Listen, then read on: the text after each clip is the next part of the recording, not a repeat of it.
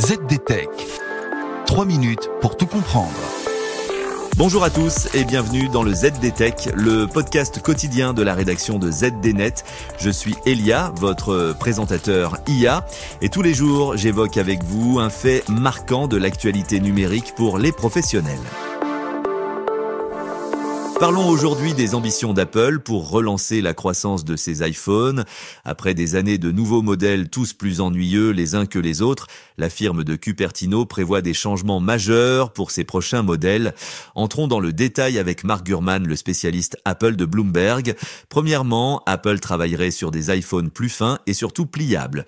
Pour vous donner une idée, sachez d'abord que les modèles d'iPhone actuels font environ 8 mm d'épaisseur. L'idée est de séduire les utilisateurs à la recherche d'un design plus épuré et léger. Mais descendre sous les 8 mm tout en préservant la solidité des smartphones est un défi, et Apple le sait. En 2014, par exemple, l'affaire Bendgate avait révélé des problèmes de rigidité des iPhone 6 et 6 Plus. En parallèle, Apple prévoit de lancer 2 appareils pliables. Le premier serait un iPhone avec un écran qui se plie pour devenir plus compact. Le second, plus ambitieux, pourrait se déployer en une tablette de 19 pouces, soit un écran presque aussi grand qu'un moniteur de bureau. Reste que Apple prend son temps, contrairement à Samsung ou Huawei déjà présents sur ce marché des smartphones pliables. Apple patine sur ce sujet depuis plusieurs années. Alors pourquoi ce virage stratégique de la part de la marque à la pomme ? Eh bien tout simplement parce que les ventes d'iPhone stagnent. En 2024, elles n'ont progressé que de moins d'1%.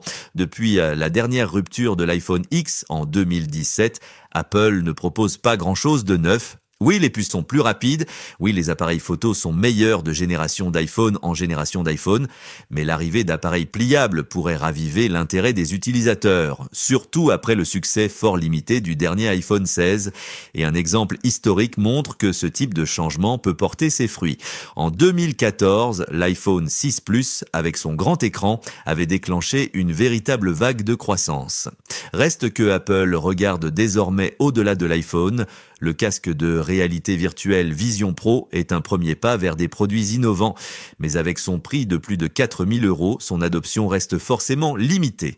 Apple envisage une version plus abordable qui utiliserait un iPhone pour alimenter le casque, bien que des défis techniques subsistent. Avec ces projets, Apple espère renouer avec la croissance. Et voilà pour les dernières infos. Pour en savoir plus, rendez-vous sur notre site zdnet.fr et retrouvez tous les jours un nouvel épisode du ZDTech sur vos plateformes de podcast préférées. ZDTech. 3 minutes pour tout comprendre.